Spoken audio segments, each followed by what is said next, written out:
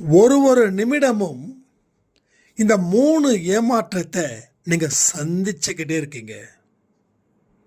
கர்மாக்கள் அழியும் காலம், விதி உங்கள் வசப்படும் காலம், நீங்கள் சொல்வதெல்லாம் நடக்கக்கூடிய காலம், நரகத்தில் இருந்து சொர்க்கத்திற்கு மாறும் காலம், எல்லாமே இந்த ஜென்மத்தில் நடக்குமா நடக்காதான்ற ஒரு பெரிய கேள்விக்கு இந்த பதில் உங்களுக்கு முக்கியமாக உங்கள் வாழ்க்கைக்கு தேவைப்படும்.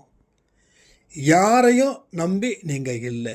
மனித பிறவியோட முக்கியமான தன்மைகள், மனிதன் கடவுள்கிட்ட எந்த மாதிரி செல்வாக்கு பெற்றவனாக இருக்கிறான், அதை நம்ம எப்படி உணரணும் அப்படின்ற ஒட்டுமொத்த விஷயத்தையும் இந்த 20 நிமிட பதிவில் இருக்குது. மறக்காமல் கேளுங்க.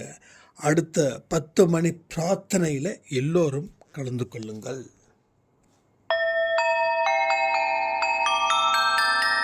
ஓம் சாயிரா சாயிரா, ஓம் சாயிரா சாயிரா, ஓம் சாயிரா சாயிரா, அன்பே சாயிரா, பேரன்பே சாயிரா, அகிலம் தளிக்க ஆத்மா விழிக்க அனுதினம் சாயிரா, எங்கள் அன்பே சாயிரா. ஒன்றே இறைவன், ஒன்றே பூமிக்கென்றும் சாயிரா, சரணம் சாயிரா, நன்றே செய்து வாழ்வோம், நாம் ஒன்றே செய்து வாழ்வோம், அன்பே சாயிரா.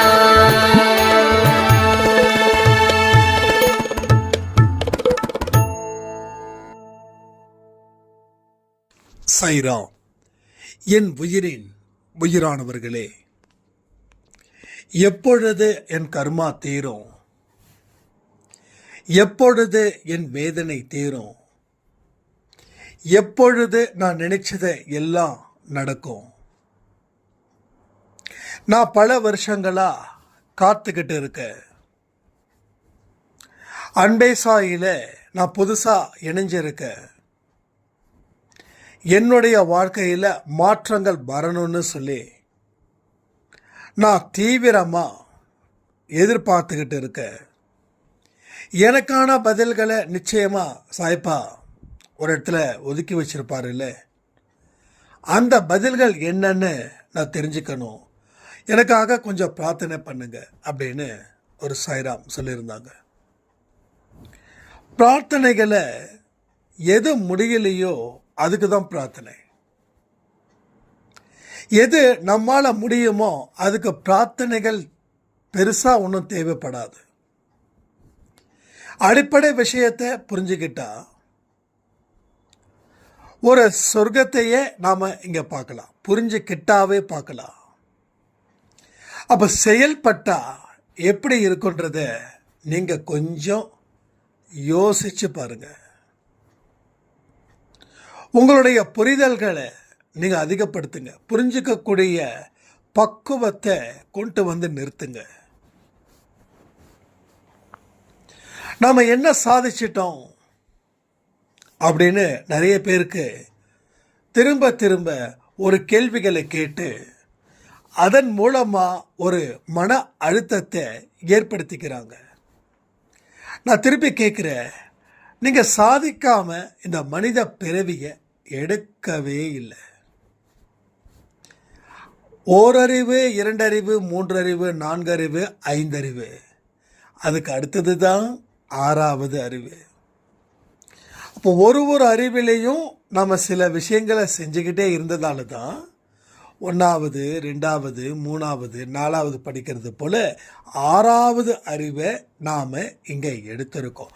அப்போது உங்கள் முயற்சிகள் இல்லாமல் இருக்குன்னு நீங்கள் நினைக்கிறீங்களா?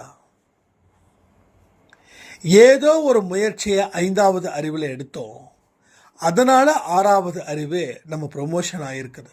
இதை எத்தனை பேர் நம்புறீங்க? நம்புகிறவங்க கமெண்ட் பண்ணுங்கள். இப்போ 6வது அறிவில் இருக்கோம். அடுத்தது எந்த அறிவும் இல்லை. இனி நம்முடைய ஆன்மா கடவுளுடைய பாதத்தில் சரணாகதி அடையணும். மறுபிறவி அப்படின்றது இல்லாததை நோக்கி போகணும். இதுதான் கடைசி பிறவி.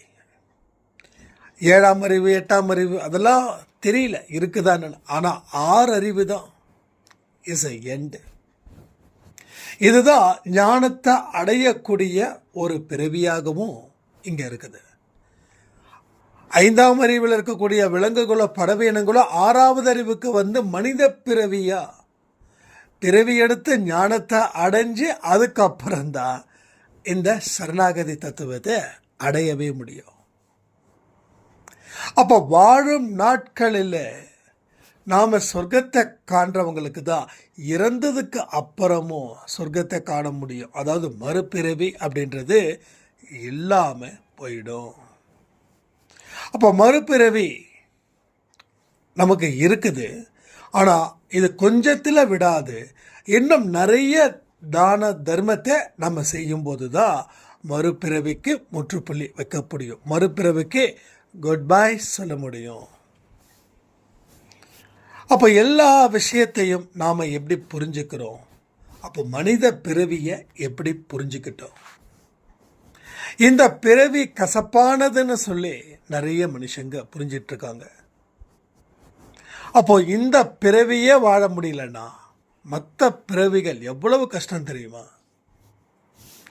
நான் இன்னைக்கு என்னை வச்சு இதை கஷ்டம்னு சொல்கிறேன். அதே போல் இன்னொருத்தவங்களை வச்சு அது அவங்களுக்கு கஷ்டமாக இருக்குது. அப்போது மனித பிறவியில் பெறக்கூடிய பலன்கள் ஏராளம். ஒரு மனுஷனால தான் வாழ்க்கையை ஆக்கவும் முடியும், வாழ்க்கையை அழிக்கவும் முடியும். வேற எந்த உயிரினத்துக்காவது அந்த சுதந்திரம் கடவுள் கொடுத்துருக்கிறாரா? நான் அடுத்த 48 நாட்கள் நான் என்னை தயார் செய்தால் 49வது நாட்களில் ஒரு பெரிய மாற்றத்தை என் வாழ்க்கையில் ஏற்படுத்த முடியும். இது ஞானிகள் சொன்னது, கடவுள் சொன்னது, எத்தனையோ மகான்கள் சொன்ன வார்த்தை தான். நானும் அந்த வார்த்தையை சொல்கிறேன். ஸோ எவரெல்லாம் 48 நாட்களில் அந்த பயிற்சியை ஆழமாக எடுக்கிறாங்களோ அவர்களுக்கு பயிற்சிகள் தேவைப்படாமலே ஒரு விஷயத்தை செயல்படுத்த முடியுது. ஏன்னா அவர்கள் பயிற்சியில் இருந்ததால். அப்போ மனித பிறவியை மட்டும்தான் எல்லாமே செய்ய முடியும். இப்போது உங்கள் வீட்டில் வளர்க்குற நாயாக இருக்கட்டும், உங்கள் வீட்டில் வளர்க்கக்கூடிய பூனையாக இருக்கட்டும், இல்லை குருவிகளாக இருக்கட்டும், ஏதோ ஒன்று, அதுங்கெல்லாம் 48 நாள் பயிற்சி கலந்துக்கிறாங்களா? சொல்லுங்கள். ஸோ இல்லை. எங்கே அதிகப்படியான சுதந்திரம் இருக்கோ அங்கே துன்பமும் இருக்கும். சரியா? அப்போது மற்ற உயிரினத்துக்கு கிடைக்காத ஒரு பேரின்பம் தான் மனித பிறவிக்கு இருக்குது. இதை நீங்கள் புரிஞ்சுக்கிறீங்களா? மற்ற உயிரினங்களை கம்பேர் பண்ணி பாருங்கள். நீங்கள் நினச்ச இடத்துக்கு போகலாம், நினச்சதை சாப்பிடலாம், தூங்கும்போது தூங்கலாம், எல்லாமே செய்யலாம். ஆனால் மற்ற உயிரினத்துக்கோ அது போல இல்லை. நீங்கள் அடுத்த 1 மணி நேரம் தியானம் பண்ணலாம், அடுத்த 2 மணி நேரத்திற்குள்ள கோயிலில் போய் நிற்கலாம். ஆனால் மற்ற உயிரினத்துக்கோ அது போல இல்லை. ஏதாவது உடம்பு சரியில்லைன்னா 4 பேர் வந்து நம்மளை காப்பாற்றுவாங்க. ஆனால் மற்ற உயிரினத்துக்கோ ஒன்றுமே கிடையாது. அது கடவுள் ஓகே பண்ணால் ஓகே, ஓகே இல்லைன்னா ஓகே இல்லை, அவ்வளோதான். அப்போது கம்பேர் வித் அதர் உயிரினம். அந்த உயிரினத்தை நீங்கள் கம்பேர் பண்ணி பாருங்கள். நம்ம மனித பிறவி எவ்வளவு பாக்கியம் வாய்ந்தது, எவ்வளவு மகத்துவம் வாய்ந்தது அப்படின்ற ஒரு விஷயத்தை நாம் தெரிஞ்சுக்கலாம். ஜஸ்ட் திங்க் பண்ணி பாருங்கள். நீங்கள் ஆழமாக திங்க் பண்ணி பாருங்கள். அப்போது நாம் எடுத்த பிறவி எவ்வளவு பெருமையானது அப்படின்னு நினைக்கும் போது தான் நம்மளுடைய செயல்கள் அத்தனையும் பெருமை வாய்ந்ததாக கருதப்படும். நான் செய்யக்கூடிய செயல்கள் எவ்வளவுக்கு எவ்வளவு சிறப்பாக இருக்குதோ அந்த அளவுக்கு என் வாழ்க்கை மாறும். அப்போது நான் சிறப்பானவன்னு நினைச்சாதான் அது நடக்கும். நான் அசிங்கமானவன், நான் துரதிர்ஷ்டசாலி, நான் எதற்கும் லாய்க்கு இல்லாதவன், நான் பிறந்ததே வேஸ்ட்டு அப்படின்னு நினச்சிங்கன்னா, அப்படி நினைக்கிறதாலையும் இல்லை அப்படி நினச்சிக்கிட்டே இருக்கிறதாலையும் அப்படி நினச்சதாலையும் முன்னாடி நம்ம நினச்சிருப்போம் இல்லையா, ஸோ பாஸ்ட்லேயும் ப்ரெசண்ட்லேயும் நினைக்கிறதால ஃப்யூச்சரும் அதே மாதிரி ட்ராக்கில் இங்கே ஓடிக்கிட்டு இருக்குது. அப்போ எண்ணங்களை செதுக்கு, எண்ணங்களை கவனி, அதுதான் உன்னை தீர்மானிக்குது. அப்போ எந்த மாதிரி எண்ணங்களை நீ கவனிக்கிறியோ அதுதான் உன் வாழ்க்கையில். அப்போ அதை சரி பண்ணா எல்லாமே சரியாயிடும். அப்போ மனிதனானவனுக்கு கடும் சக்தியும் ஆற்றலும் இருக்கிறது. அவன் வெளிப்படுத்துபவனாய் இருந்தால் அவனால் எல்லாம் கூடும்.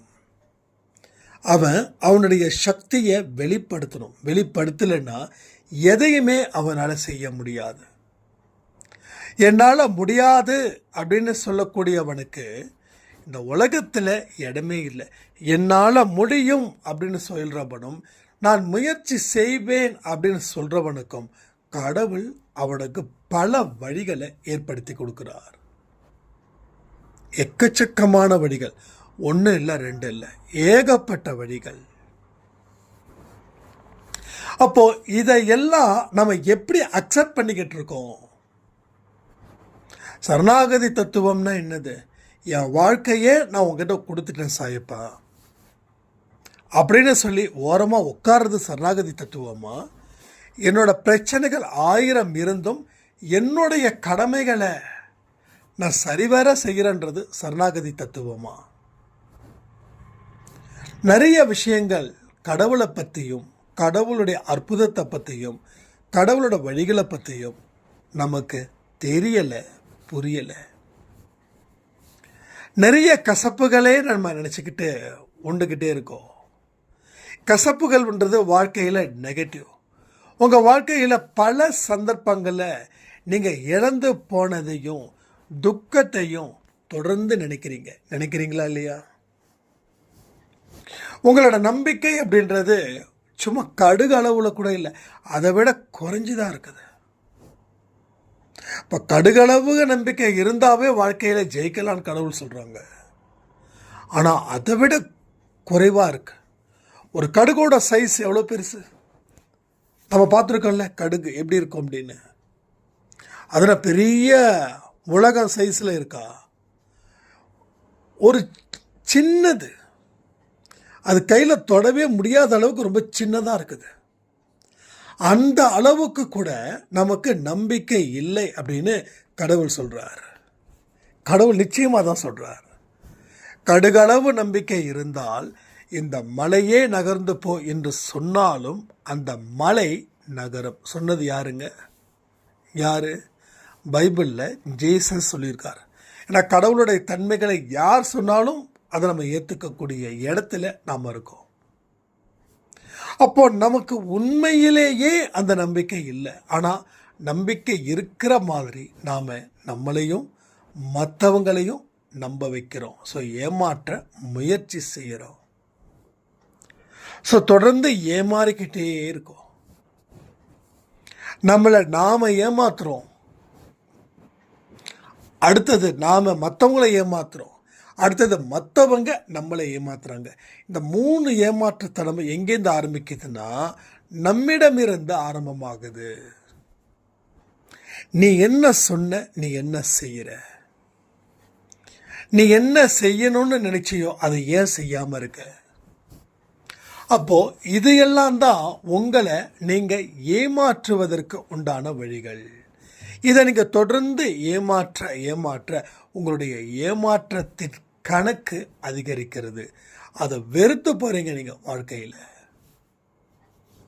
ஒரு ஏமாற்றம், 10 ஏமாற்றம், 100 ஏமாற்றமாக இருந்தால் பரவாயில்ல. நொடிக்கு நொடி நாம் ஏமாத்துறோம்.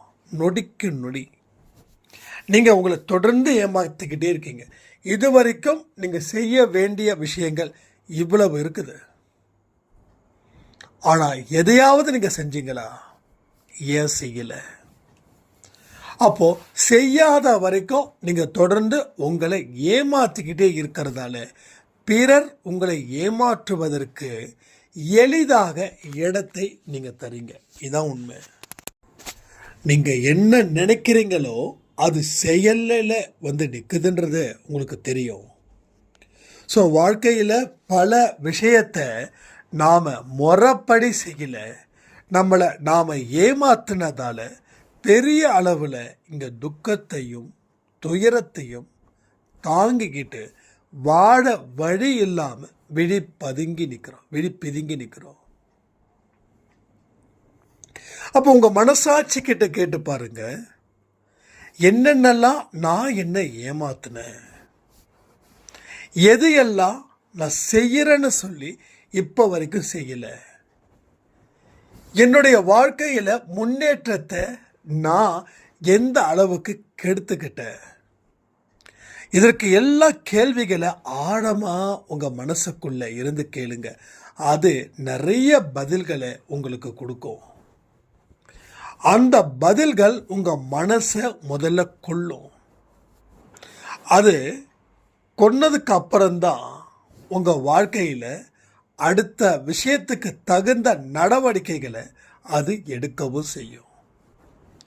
கண்ணீர் அவசியமே இல்லை, துக்கம் அவசியமே இல்லை.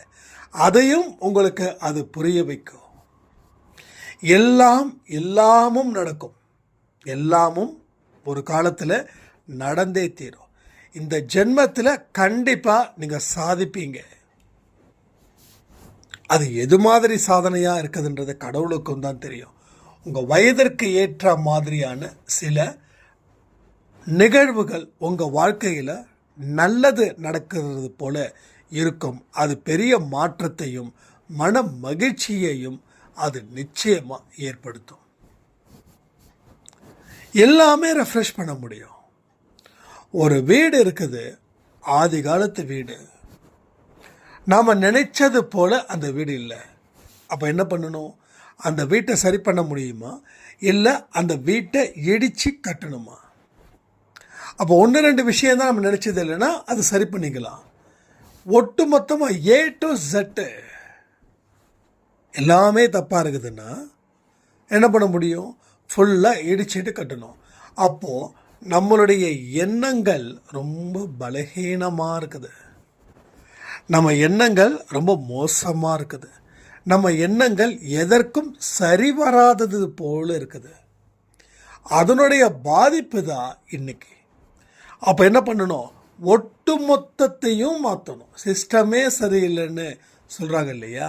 எஸ், சிஸ்டம் வந்து ரொம்ப ரொம்ப வீக்காக இருக்குது. பேஸ்மெண்ட்டே ரொம்ப மோசமாக இருக்குது. அப்போ என்ன பண்ணணும்? டோட்டலாக இடித்து தள்ளணும்.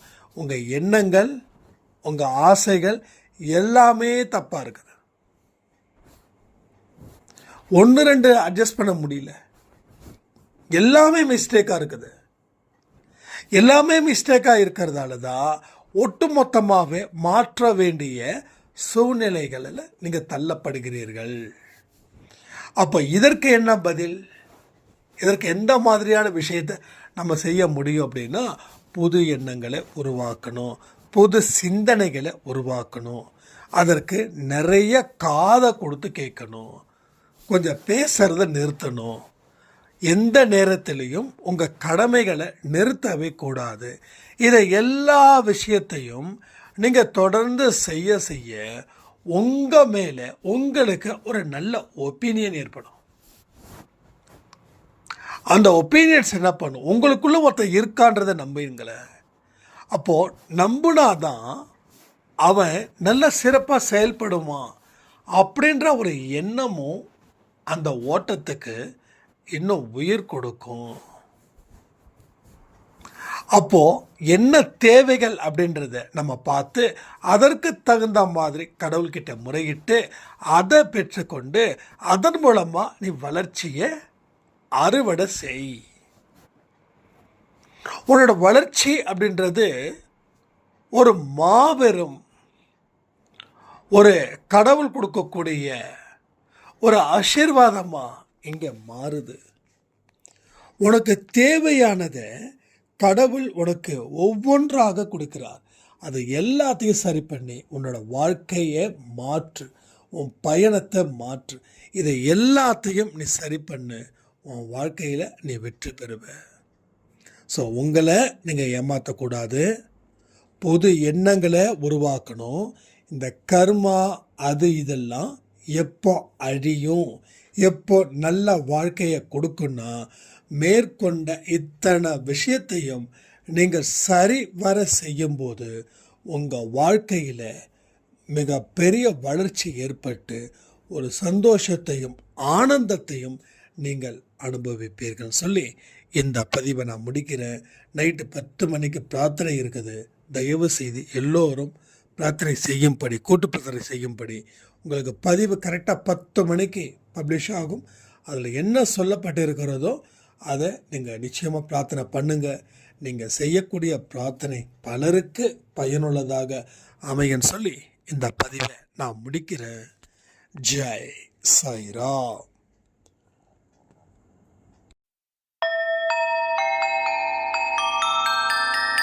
ஓம் சாயிரா.